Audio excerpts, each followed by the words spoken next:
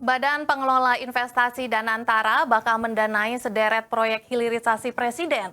Menteri Investasi dan Hilirisasi sekaligus Kepala BPI Danantara Rosan Ruslani mengungkap, salah satu sektor paling berpotensi untuk didanai Danantara adalah rumput laut. Selain bernilai ekonomi tinggi, produk turunan rumput laut sangat beragam dan memberi manfaat jangka panjang bagi industri dalam negeri. Presiden Prabowo Subianto baru saja menerbitkan peraturan pemerintah PP nomor 10 tahun 2025 tentang organisasi dan tata kelola Badan Pengelola Investasi Daya Anagata Nusantara BPI Danantara.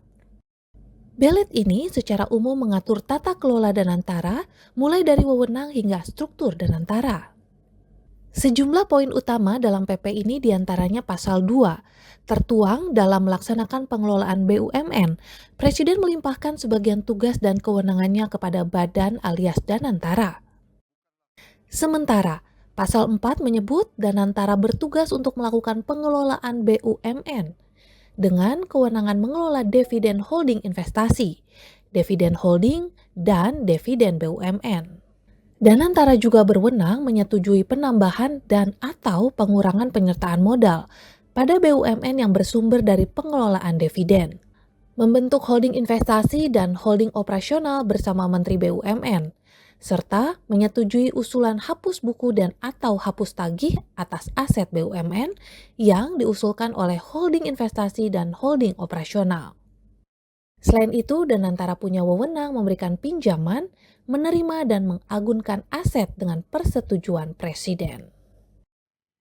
Digadang-gadang, Badan Pengelola Investasi Danantara bakal mendanai sederet proyek hilirisasi Presiden.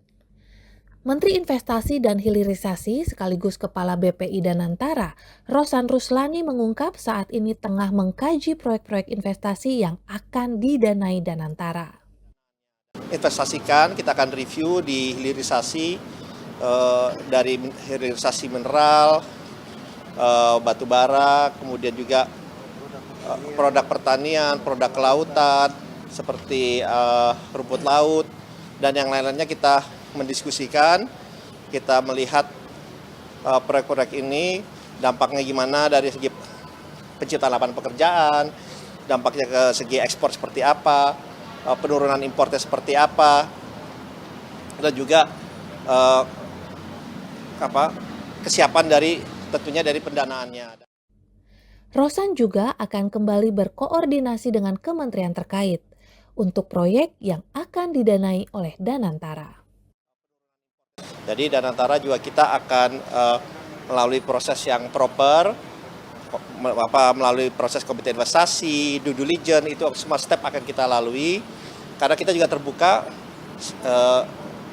sesuai dengan industrialisasi yang ingin kita tempuh, yang ingin kita capai, sehingga kita bisa mempunyai industri yang sehat, yang berkelanjutan, berkesinambungan, di saat bersamaan ini mempunyai dampak yang besar terhadap pertumbuhan perekonomian kita, dan juga yang paling penting yang tadi kita bicarakan itu adalah berapa banyak pencipta lapangan pekerjaannya, Pak Menteri ya. Rosan menekankan proyek investasi tak sekedar mengejar return 14 atau 15%, tetapi juga mempertimbangkan dampak positif berkelanjutan. Salah satu sektor yang paling besar potensi didanai Danantara adalah industri rumput laut. Selain bernilai ekonomi tinggi, produk turunan rumput laut sangat beragam dan memberi manfaat jangka panjang bagi industri dalam negeri.